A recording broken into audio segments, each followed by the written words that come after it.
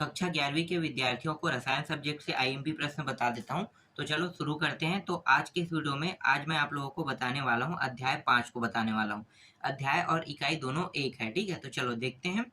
द्रव की अवस्थाएं गैसीय एवं द्रवी है, ठीक है। तो चलो पहला प्रश्न देखो यहाँ पे। पहला प्रश्न, 1 मोल वास्तविक गैस के लिए वैन डर वाल्स समीकरण लिखे। तो वैन डर वाल्स समीकरण क्या होता है? वैन डर वाल्स समीकरण होता है P plus a upon V square, फिर V माइनस बी बराबर आर टी। ये आर टी के बराबर होता है। दूसरा प्रश्न, वास्तविक गैसों का व्यवहार आदर्श गैसों के व्यवहार के अधिक समीप कब होता है? तो दाब कम तथा ताप अधिक होने पर यह अधिक समीप होता है। तीसरा प्रश्न, कौन सा ताप सेल्सियस एवं फ़ारेनहाइट स्केल में समान होता है? तो 40 सेल्सियस। नेक्स्ट है, ये माइनस है ना। और क्रांतिक ताप किसे कहते हैं?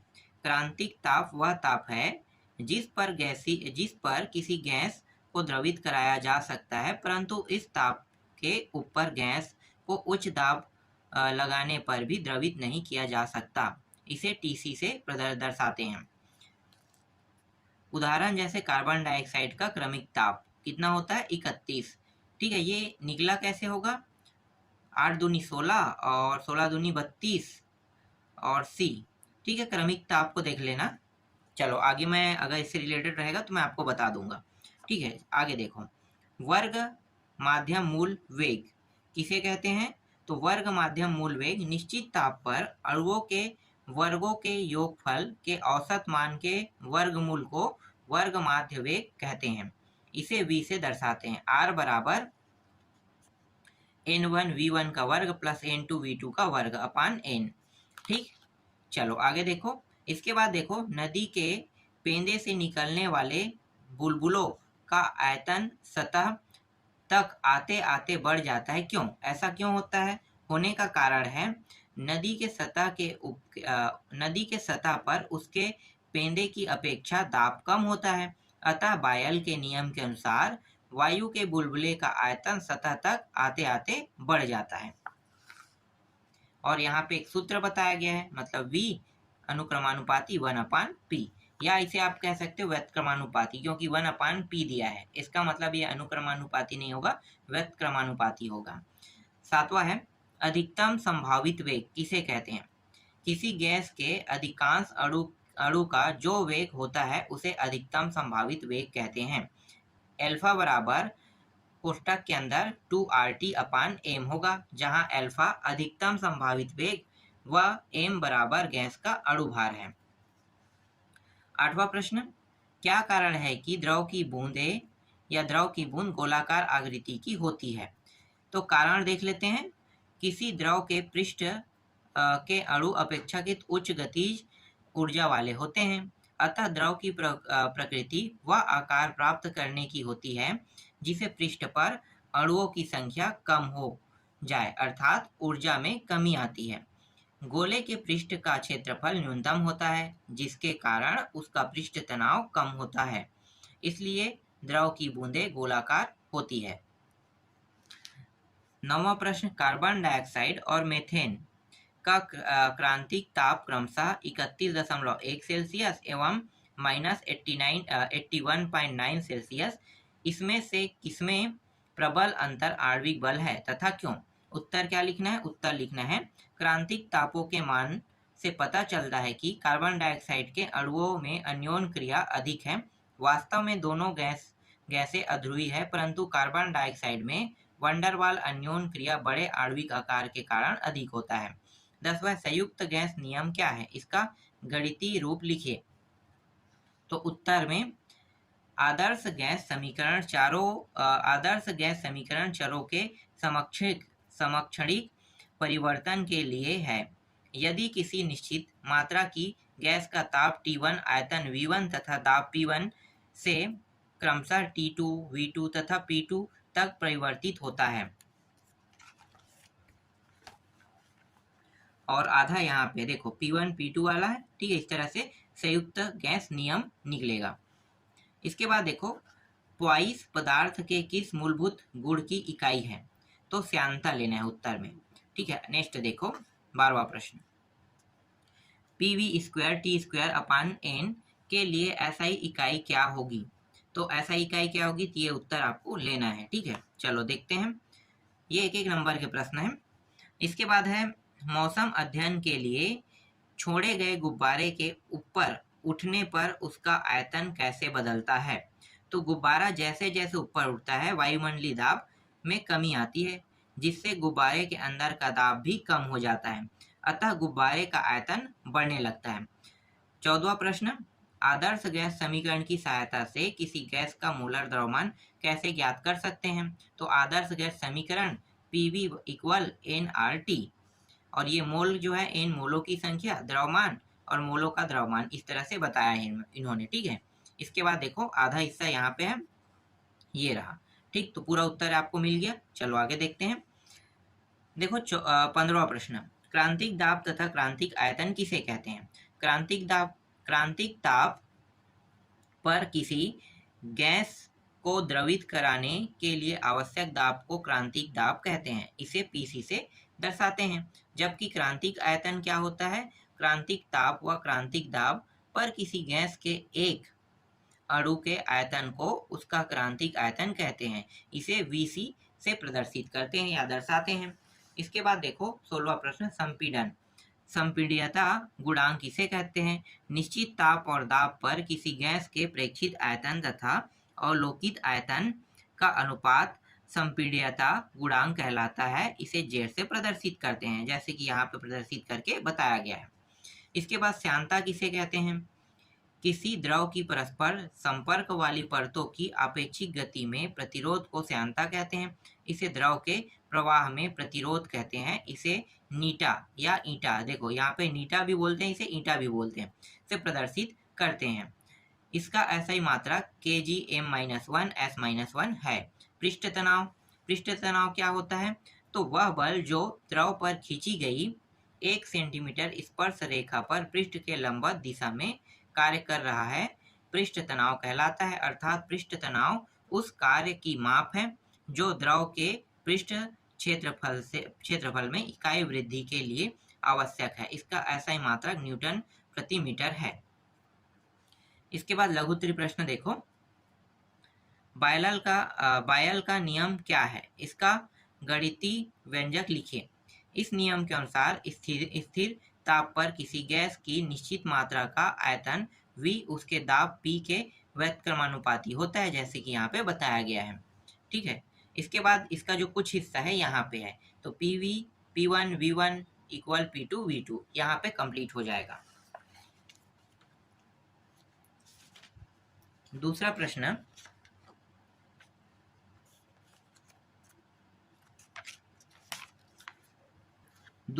है चार्ल्स का स्थिर दाब का नियम लिखते हुए समीकरण V1/T1 इक्वल V2/T2 उत्पन्न कीजिए कह रहा है। ठीक है, तो इसका उत्तर मैं आपको दिखाता हूँ। यहाँ पे देखो कैसे निकालना है। देखो पहले क्या करना है आपको, V और अनुक्रमानुपाती T, मतलब ये वेग है और ये समय है। ठीक है, और क्या करना है इसके बाद V/T करना है, जैसे कि यहाँ पे करने के लिए कहा है। ठीक है, सिद्ध करेंगे तो ये करना ही है, फिर दोनों में 1 लगा देंगे, तो 1 लगा दिए, फिर V2 के लिए करेंगे इसी तरह से, दोनों में 2 लगा के दोनों को बराबर सिद्ध कर देंगे। ठीक है, जैसे कि यहाँ पे किया गया है।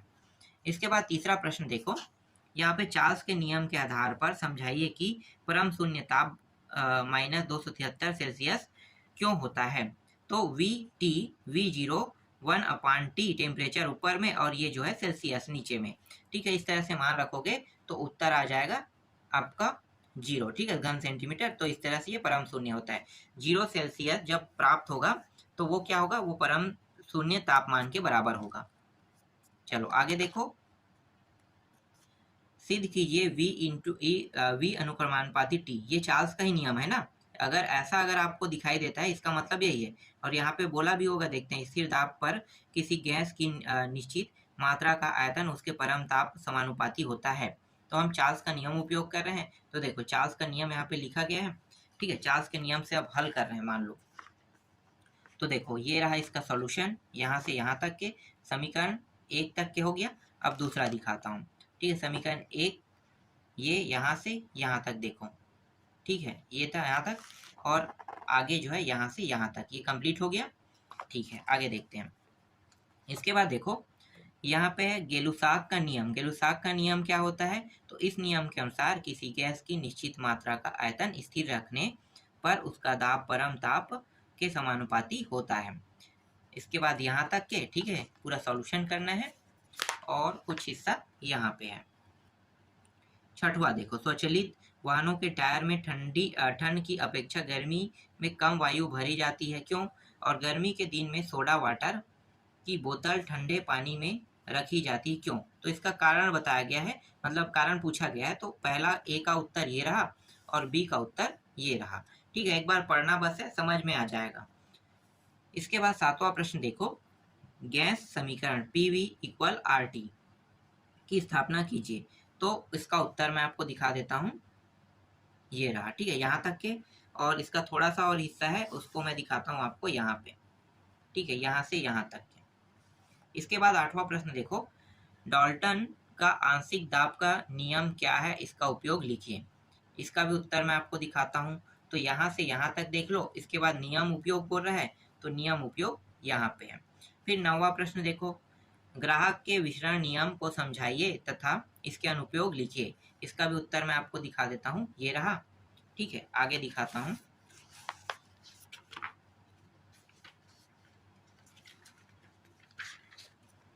यहाँ पे, ठीक है। इसके बाद अनुप्रयोग कह रहा है, तो ये रहा अनुप्रयोग। इसके बाद देखो 10वां प्रश्न में आते हैं। 10वां प्रश्न ये रहा, अणुगति सिद्धांत के आधार पर चार्ल्स नियम की व्याख्या कीजिए। चार्ल्स नियम की व्याख्या करना है, तो इसका उत्तर मैं आपको दिखा देता हूँ। यहाँ से लेके यहाँ तक के कंप्लीट होगा। फिर आदर्श गैस और वास्तविक गैस में अंतर, तो यहाँ पे देखो आदर्श गैस और वास्तविक गैस में अंतर दिया हुआ है। ठीक है, आगे देखते हैं। इसके बाद देखो, गैसों के द्रवण के संबंध में जूल थॉमसन प्रभाव को समझाइए। तो ये जूल थॉमसन प्रभाव है, इसको एक बार देख लेना है। ठीक है, इसका पूरा उत्तर लगा हुआ है। फिर 13वां प्रश्न में आते हैं। ये रहा 13वां प्रश्न और इसका उत्तर भी मैं आपको दिखा देता हूँ, यहाँ तक रहेगा। ठीक है, क्या कह रहा है देखो, पर्वतरोही वाले चढ़ने पर ऑक्सीजन सिलेंडर के साथ ले जाते हैं, क्यों? क्योंकि ऊपर में तापमान घटने लगता है, और तापमान घटने के साथ ऑक्सीजन का लेवल भी ऊपर की ओर जाने पे घटने लगता है। और ठीक है, इसका उत्तर मैं आपको दिखा देता हूँ, दोनों का उत्तर देख लो, बी का भी है। फिर वास्तविक गैस किसे कहते हैं, इसकी विशेषताएं लिखिए। तो वास्तविक गैस की विशेषताएं ये रहा। ठीक है, 4 विशेषताएं हैं, चारों को याद कर लेना है। फिर गैस स्थिरांक R की प्रवृत्ति क्या है, इसका उत्तर दिखा देता हूँ, ये रहा, और कुछ हिस्सा यहाँ पे है। फिर 16वां देखो, अवस्था समीकरण को उपयोग करते हुए स्पष्ट कीजिए कि दिए गए ताप पर गैस का घनत्व गैस के दाब के समानुपाती होता है। तो इसका भी उत्तर दिखा देता हूँ। ठीक, ये रहा यहाँ तक के। फिर दीर्घोत्तरी प्रश्न ये वाला, ठीक है, और ये रहा यहाँ तक।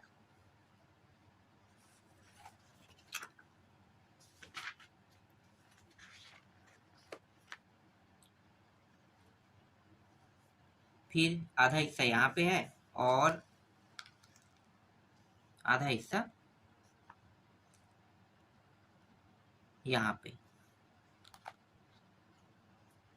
और एक और हिस्सा है, क्योंकि 4 नंबर के प्रश्न आएगा इसलिए छोटा तो रहेगा नहीं, बड़ा रहेगा। ठीक है, इस अध्याय से 4 नंबर के प्रश्न आएगा। इसके बाद देखो दूसरा प्रश्न, इसका भी मैं उत्तर दिखाता हूँ आपको। ठीक है, यहाँ तक हो गया। फिर आयतन तक के देखो, आयतन संशोधन से लेके यहाँ तक, और इसका थोड़ा सा हिस्सा है यहाँ पे। तीसरा प्रश्न देखो, श्यानता किसे कहते हैं और श्यानता के कौन कौन से कारक को प्रभावित करता है। तो इसका उत्तर आपको 17वां प्रश्न में देखने को मिलेगा, लघुत्तरी में बोल रहा है। आधा हिस्सा इसका यहाँ पे है। ठीक, 3, और ये रहा चौथा। ठीक है, तीसरा हो गया। चौथा प्रश्न में आते हैं। देखो इस प्रश्न का उत्तर क्या होगा, यहाँ तक, और कुछ हिस्सा है यहाँ पे। फिर यहाँ से उदाहरण तक के देख लेते हैं, ये चित्र तक के। फिर तीसरा में आते हैं, तो ये तीसरा पॉइंट है, पूरा तीसरा पॉइंट। ठीक है, आगे दिखाता हूँ। और कुछ हिस्सा यहाँ पे है। फिर 5वां प्रश्न आते हैं और ये अंतिम प्रश्न है। पृष्ठ तनाव किसे कहते हैं? इसे प्रभावित करने वाले कारक को संक्षेप में समझाइए कह रहा है। तो इसका उत्तर यहाँ पे लगा है, देख लो। ठीक है, तो इस तरह से ये भी पूरा कंप्लीट हो गया।